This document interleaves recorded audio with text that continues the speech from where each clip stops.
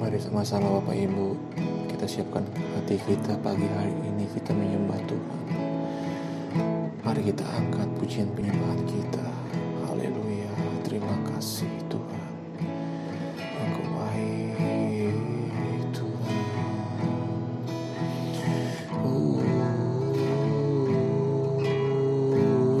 Yesus.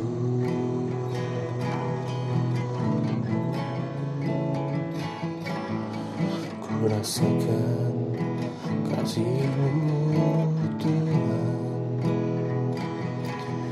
Ku rasakan kuasa-Mu Tuhan.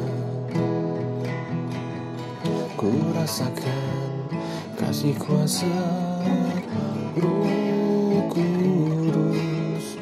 Ku rasakan kehadiran-Mu. Ku rasakan kasih-Mu Tuhan. Ku rasakan kuasa-Mu Tuhan. Ku rasakan kasih kuasa Roh Kudus. Ku rasakan kehadiran-Mu.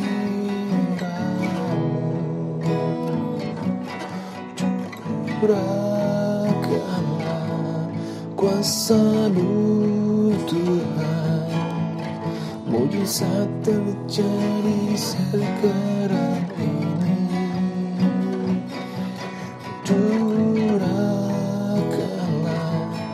kuasa-Mu Tuhan. Mujizat terjadi di tempat ini.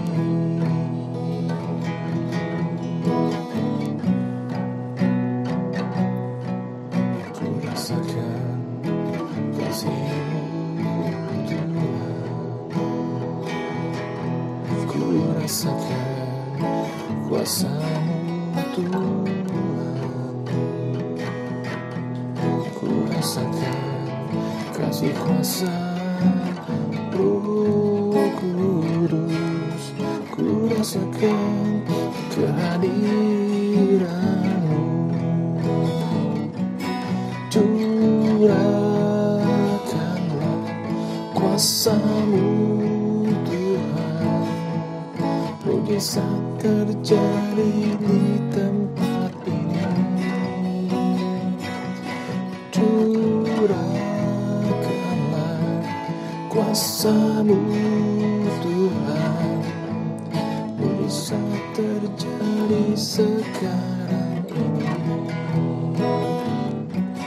Curahkanlah kuasa-Mu Tuhan. Mujizat terjadi di tempat ini.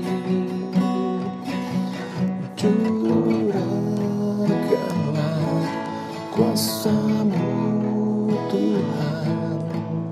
Mujizat terjadi sekarang ini. Mujizat terjadi sekarang ini. Mujizat terjadi sekarang ini.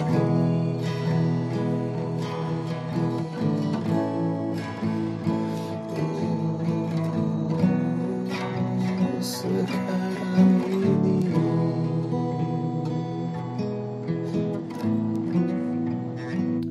Shalom saudara, selamat pagi. Puji Tuhan, apa kabar saudara hari ini? Bersyukur hari ini kita ada di hari Sabtu. Besok kita akan beribadah bersama-sama. Mari persiapkan diri kita untuk kita menerima berkat firman Tuhan esok dan juga perjamuan kudus.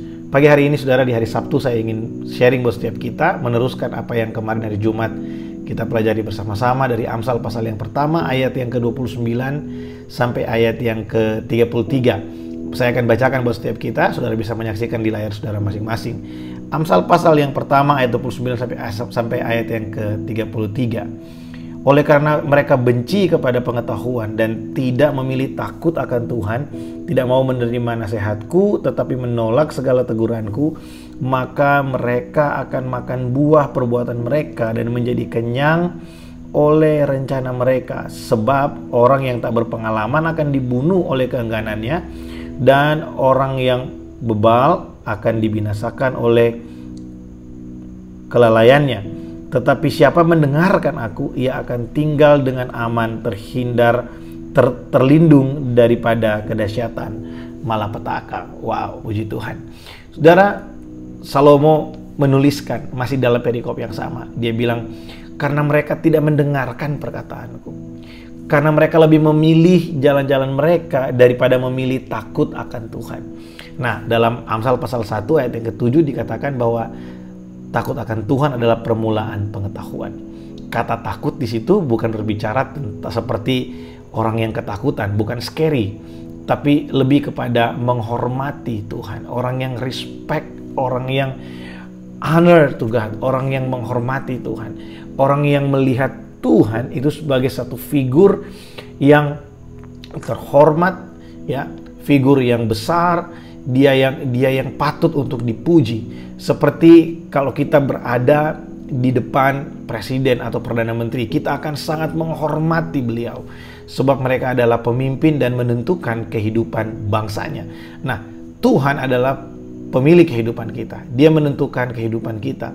Jadi Salomo berkata di situ, karena orang-orang itu, karena mereka itu lebih memilih untuk melakukan apa yang mereka pikir baik dibanding memilih untuk menghormati Tuhan yang adalah sumber hikmat itu, ya, maka mereka akan memakan buah dari pilihan mereka.